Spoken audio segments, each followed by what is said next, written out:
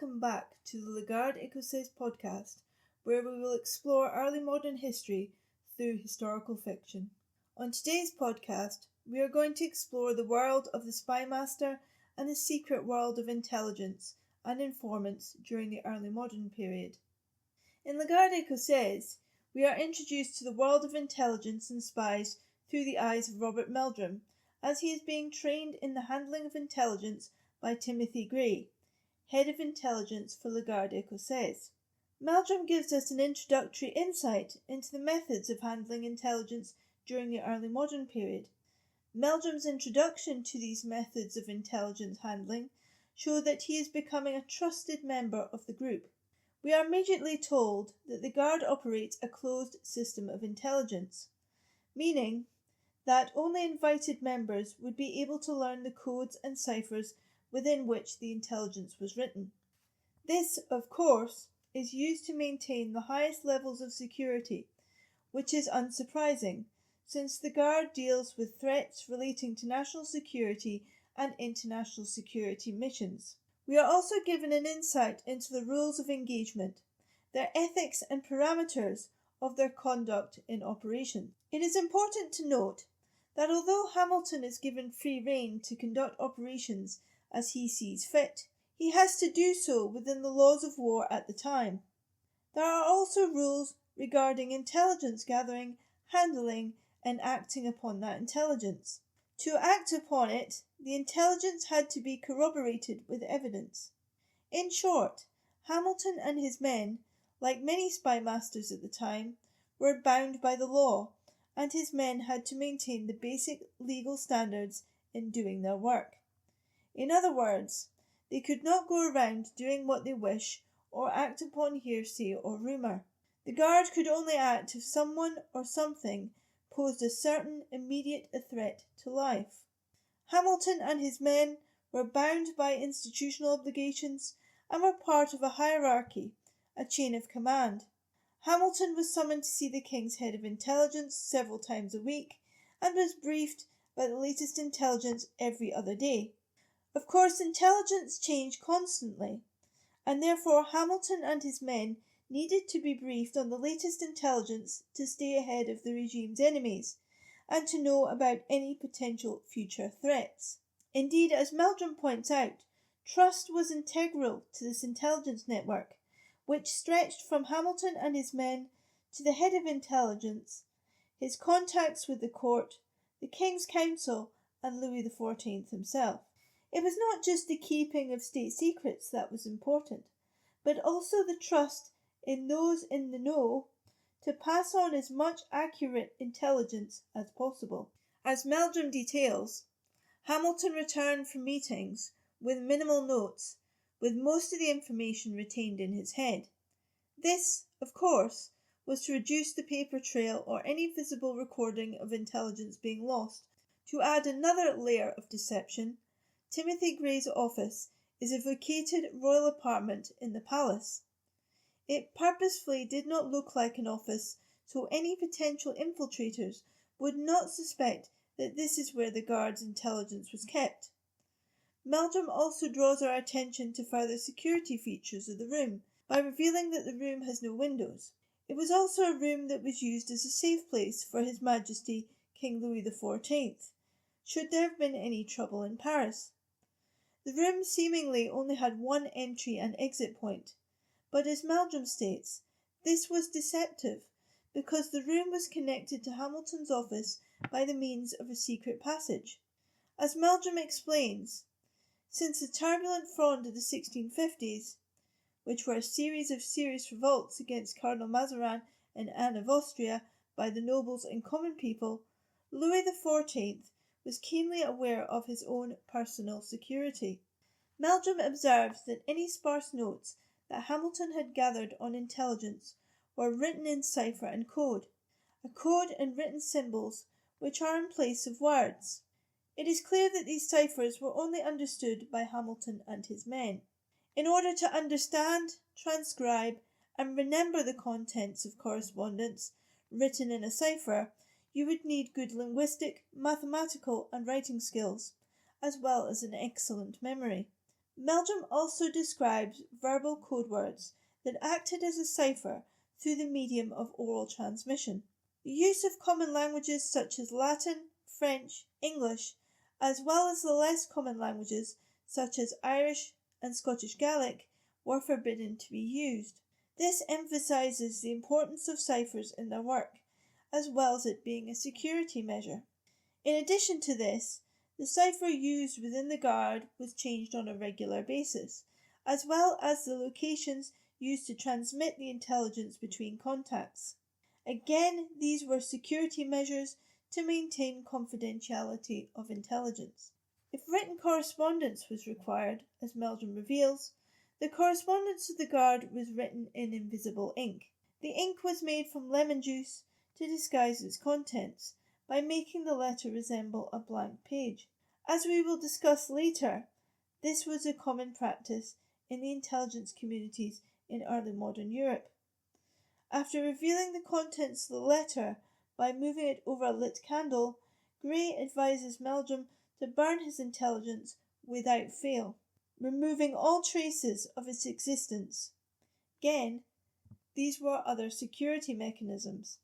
Meldrum was also taught the brush pass, whereby people exchanged intelligence by walking parallel to each other and exchanged objects and small bits of paper as they met each other at a point of contact. At the end of his initial time with Gray, Meldrum is tested in his skills in transcribing intelligence. Meldrum is asked to transcribe and translate 2 pages of cipher in 5 minutes, which was clearly a tough challenge, given the little training in intelligence that Meldrum had undertaken. Yet Meldrum does so flawlessly, and as a result he is welcomed with open arms into the Guard.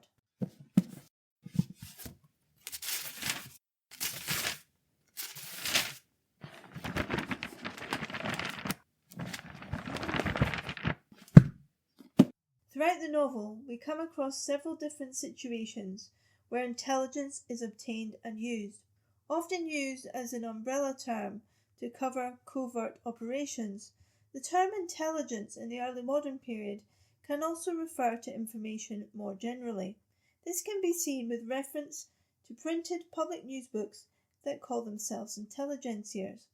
However, if examining the term intelligence in its covert context, there were several kinds of covert intelligence during the early modern period. The first type of intelligence was military intelligence. In the Garde Ecossaise, we see this in action when John Hamilton is requested to do reconnaissance before a battle in the 30 Years' War. As the name suggests, military intelligence was used by the military to enable them to form strategy and tactics and to defeat enemies. To quote historian Julian Whitehead, military intelligence seeks to provide information on enemy strengths, dispositions, and intentions in order to assist the commander in the planning of his own strategy and tactics. John Ellis, in his excellent analysis of military intelligence during the civil wars in England, outlines a complex web of people involved in the process of intelligence gathering and the situations in which it took place. For military intelligence to operate and be successful, there needed to be a spy, a willing messenger, a transcriber of intelligence, and a recipient. In a military context, during the early modern period, a wide variety of people were recruited as spies, including pubescent boys, military surgeons, and close civilian friends of commanding officers. All these people could blend in with the military and the local populations. The willing messenger could be a servant or a merchant or an itinerant traveller. Again, these figures were very common in early modern society and could easily integrate the carrying of messages into their daily routines, thereby avoiding suspicion from enemy forces. The transcriber of intelligence was more likely to be a professional spy such as Timothy Gray. These men were usually recruited from the gentry and educated with excellent mathematical problem-solving skills alongside reading and writing skills. Yet, work for these men could be tough, as different generals, even in the same army, had their own cipher system, which could be slow and cumbersome to crack. Therefore, to be a transcriber in the military was a high-pressure environment, where results were demanded by the commanding officer and the intelligence could change very rapidly over time. The recipient, usually someone on your own side in the war, was usually a military officer who had the responsibility for planning military strategy and battlefield tactics. However, it must be remembered that all those involved in the processes of intelligence, especially the spy and the messenger, were undertaking their duties under the greatest risk possible, at the cost of their own lives. Military spies, if discovered, were hung.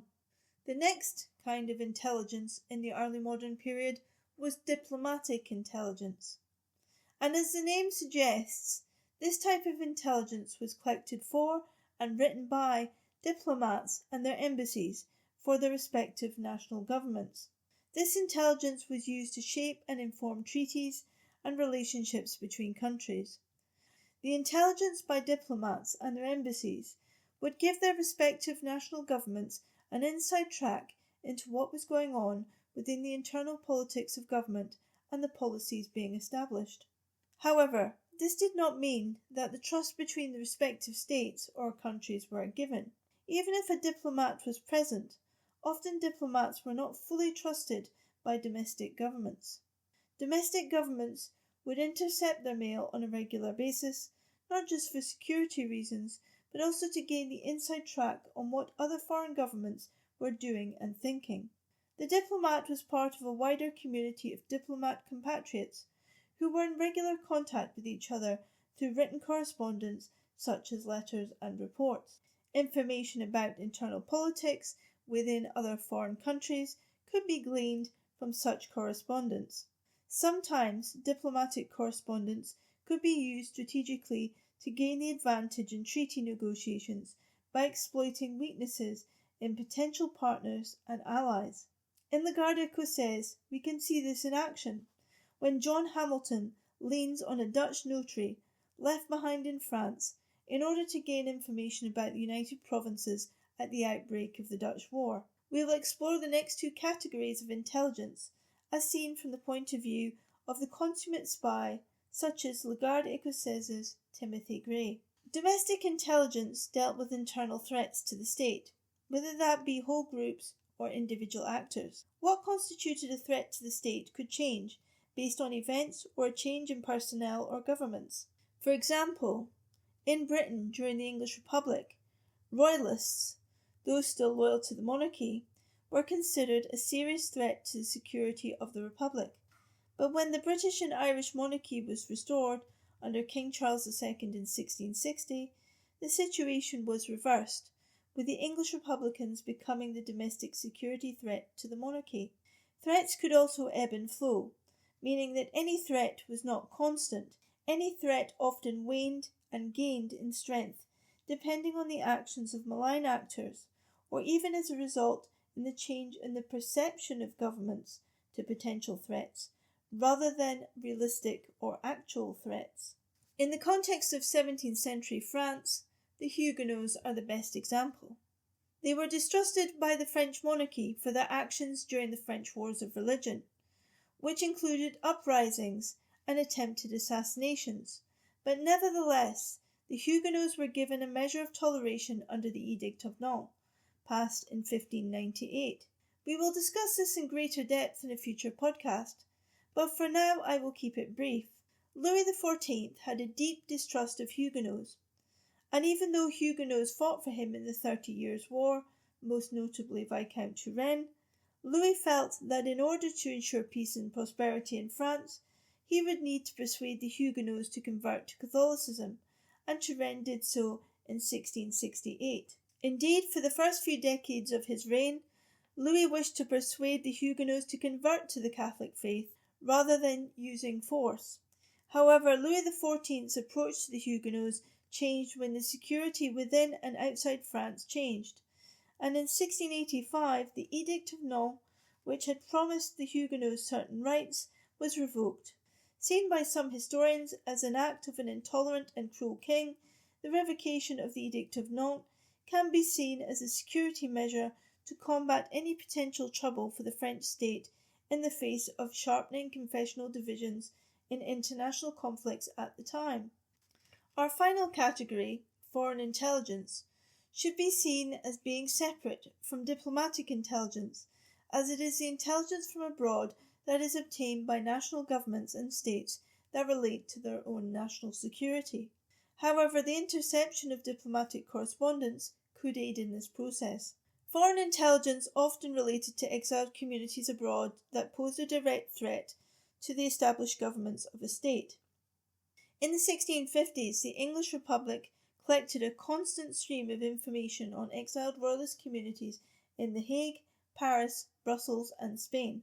This information was not only used to discover plots against the Republic and the movement of people between the two countries, but intelligence obtained could also be used to shape the English Republic's diplomatic relationships with states in Europe.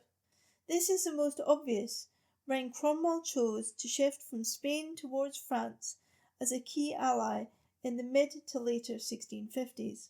The expulsion of the British royalist community from France was an essential element in negotiations. Looking at France under Louis XIV, despite the revocation of the Edict of Nantes in 1685, French ministers took an active interest in the Huguenot exiles, many of whom had fled to countries ill-disposed to Louis XIV at the time, including Britain, Ireland, and the United Provinces and Brandenburg.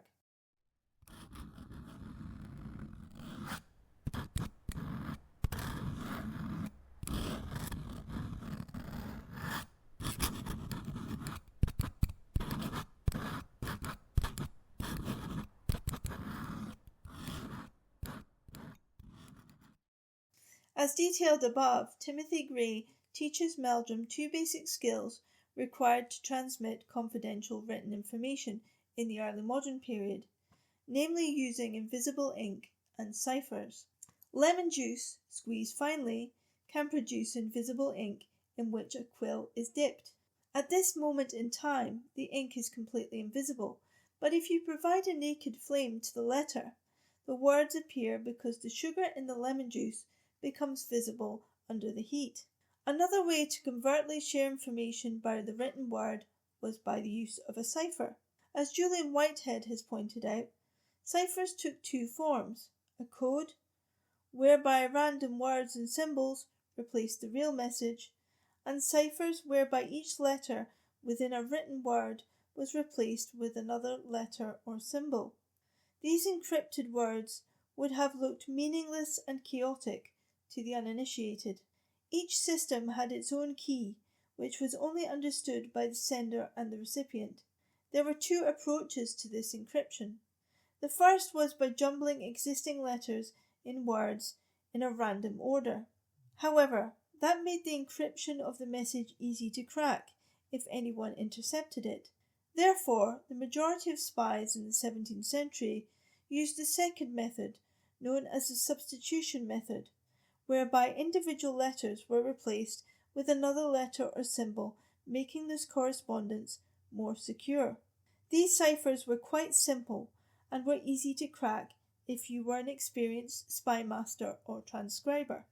Many correspondents would use recurring phrases as a form of disguise, even in encrypted material, making it easier to discern their meaning. That concludes Season 2 of the Garde Ecossaise podcast. I hope you enjoyed the series. If you have any questions and are watching on YouTube, please feel free to put any comments or questions in the YouTube channel community page, and I will do my best to answer them. If listening on a streaming service and you have any questions, please feel free to contact me on X at KirstineMM or on Instagram at earlymodernKirstineMM. I will see you soon for Season 3, where we will explore the Ulster Plantation and the 1641 Rebellion. Until then, au revoir, à bientôt.